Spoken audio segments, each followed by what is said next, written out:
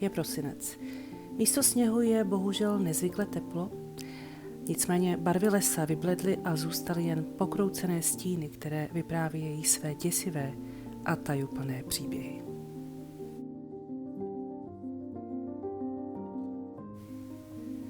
Všechno teď odpočívá, čeká, je ticho.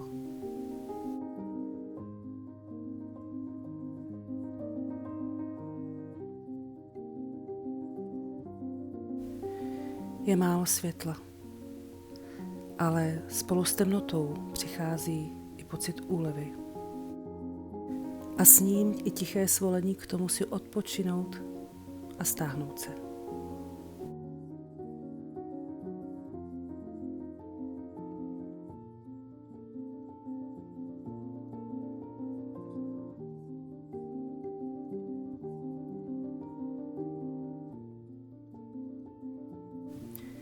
Je čas nechat některé věci být.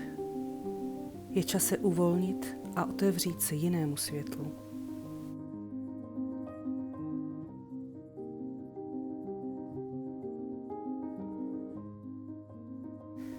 Světlu, které nás jakoby objímá, hřeje a dává nám pocit bezpečí.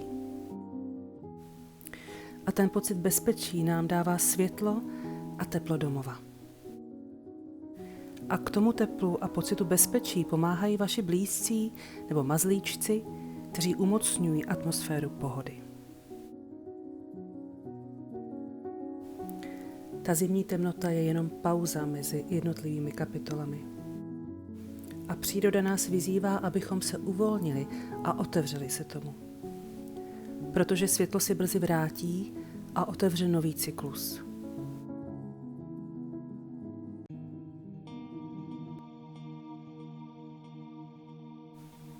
Rok 2025 byl rokem, nebo stále je, rokem hada. A upřímně nebyl to jednoduchý rok. Had je symbolem moudrosti, ladnosti a proměny, a letos mě tohle všechno zasáhlo naplno. Hadova síla spočívá v tom, že svléká to, co už neslouží. A přesně to jsem letos hodně dělala. Odhodila jsem věci, které mi bránily. Zkoušela jsem pustit další staré vzorce, stará přesvědčení, zbytečné emoce. A ano, možná jsem tím pár lidí trošku poškorpila. Ale upřímně, kdo si chce věci brát osobně, ať si je bere. To není moje zodpovědnost. Energie hada je o vnitřní alchymii, o jemném, tichém, posvátném očištění. Je to ten okamžik mezi smrtí a znovuzrozením, kdy stará kůže opadává a pod ní se rodí něco nového. Tento rok, rok 2025, mě učil dívat se do hloubky a přemýšlet, co opravdu chci, co mi slouží a co ne. Bylo to náročné, někdy vyčerpávající, ale právě v tom spočívá dar tohoto roku. Každé odhození, každý krok stranou od toho, co už nefunguje, otevírá vždycky prostor pro nové příležitosti, pro něco čerstvého, neokoukaného, co může růst jen tehdy, když to pustíme. A tak uzavírám tento rok s vědomím, že proměna není jednoduchá ani rychlá, ale pokud si dovolíme pustit to, co nás svazuje, můžeme vstoupit do nového cyklu lehčí, otevřenější a připraveni přijmout to světlo, které už brzy přijde.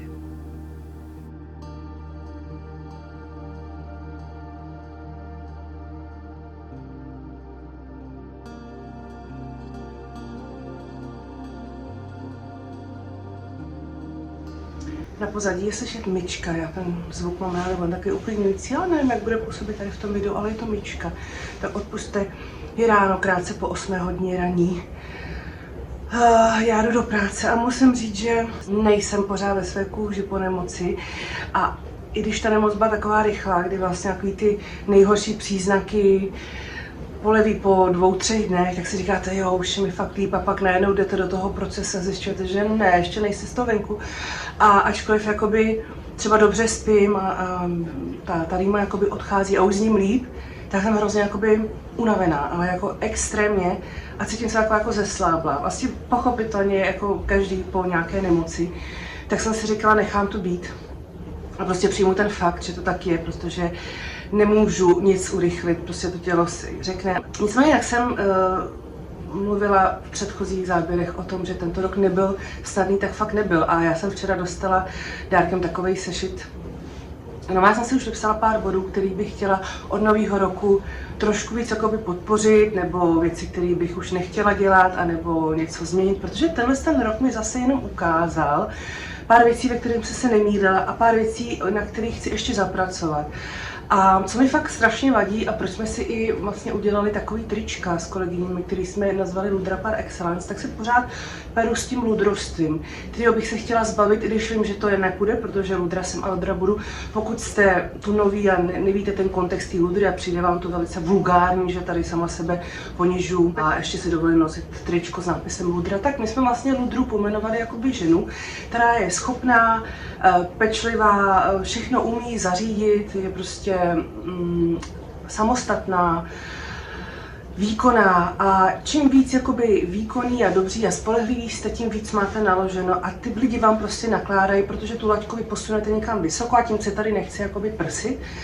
Ale je to tak, čím schopnější jste, tím hůř vám jakoby je, protože spousta lidí na vás spoléhá, spousta lidí to na vás jakoby hodí a takový ty lidi, kteří nejsou takhle jakoby odolní, tak po těch nikdo moc nechce a ti si tím tak jako proplujou, ale většinou dostanou tu pochvalu oni, ale vy, jakožto třeba silní osobnosti, lidi, kteří fakt jako odvedli spoustu práce, která je vidět, tak kolikrát vám nikdo neřekne ani dík.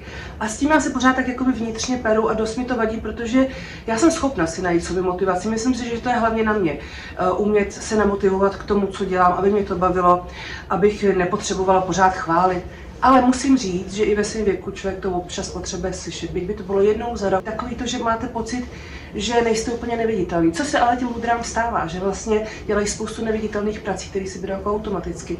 A myslím, že jí nemusíme říkat ludra, že můžeme té ludře říkat obyčejně žena. Spoustě ženám se to stává, že spoustu věcí se přehlíží, nikdo to neocení a ono to pak jakoby se nasčítá, trošku vás to zabolí, jestli mi jako rozumíte. Myslím si, že by mi prospělo k těm věcem přistupovat více chladnokrevně.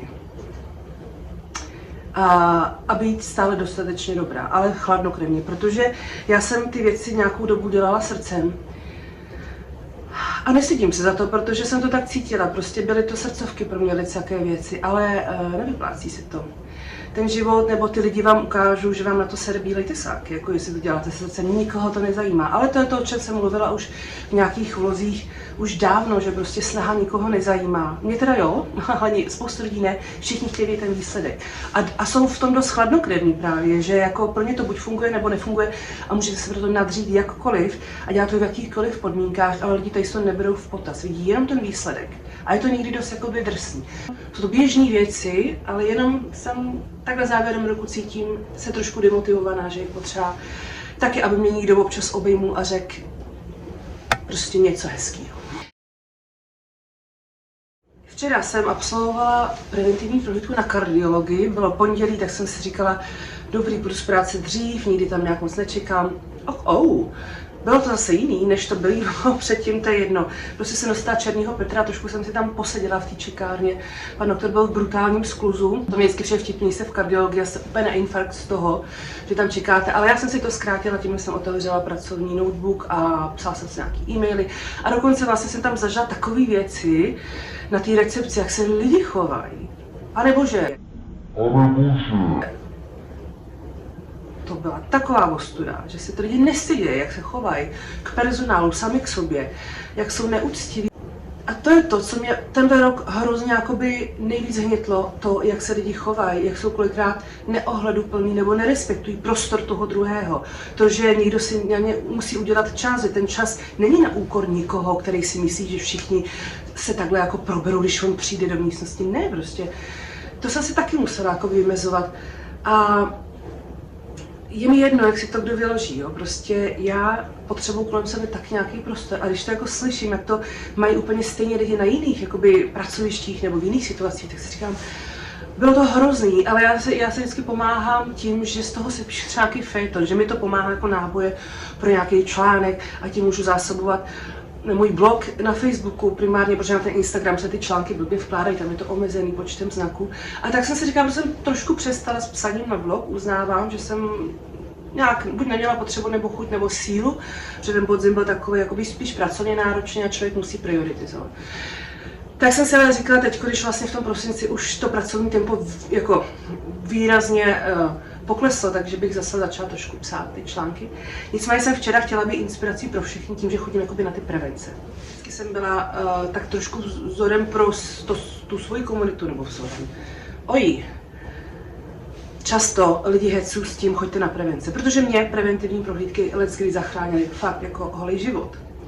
A tak jsem si naplánovala tu kardiologii po 2 letech, protože jsem si to tam vyčkala dobrý, ale pro dobrou věc, protože pan kardiolog můj je velice dobrý kardiolog a moc dobře mě vnímá s mými potížemi a tak ke mně přistupuje, protože ty potíže vlastně de facto nemám, díky bohu. A jiný kardiolog mě medikoval jak šílený a já jsem lezla po kolenou 3 roky, jo. To je jedno, ale on ke mně přistupuje velice jakoby lidsky a vnímá fakt to moje tělo, tak jak reaguje to moje srdce na vzruchy, že mám někdy vyšší tlak, proč ho mám vyšší, v jakých situacích, ale že není dobrý ho zamedikovat nějakými silnými léky, protože pak by byla zase nízkotlaká a bylo by mi zle. A mě takhle zle bylo několik let. Takže si ho velice vážím za to, jak jako moderně ke mně přistupuje a je hrozně fajn. A vlastně mi spojil víc preventivních prohlídek. Najednou říkal, když jste tady nebyla už jako přes rok na odběrech, tak já vám je zařídím a vypsal mi tam žádanku na půlku ledna. Protože jsem říkala, půjdu až půlce ledna, ať si jakoby dozdravím, ať si odpočinu, protože já potřebuju fakt už nastoupit dovolenou, odfrknout si a pak být v lednu trošku už jako víc srovnala, abych ty hodnoty neměla jakoby zkreslený. Tak mi tam zaškrtala snad všechno, aby mi vzali od hormonů přes, nevím, klasika jaterní testy až po vitamin D. Tak to jsem ráda, že vlastně ta kardiologie, že to dlouhé čekání se vyplatilo v tom, že mi tam udělali takovýto STKčko. Tak si tu kontrolu vlastně spojím s tím novým začátkem toho roku, že prostě přestanu některé věci brát tak vážně a budu k ním přistupovat chladnokrevně, jako spousta lidí přistupuje ke mně. So far so good, musím letět do práce, přijdu tam dneska později, protože já jsem fakt se probudila hrozně unavená, tak jsem si říkala, udělám si to ráno podle sebe, netlačí mě žádná schůzka jakoby na brzkou hodinu, takže jsem si říkala, jako je 9. prosince, jela si celý rok jako blázen. Moc krát děkuji, že jste to dokoukali až sem a těším se s vámi u dalšího videa. Čau.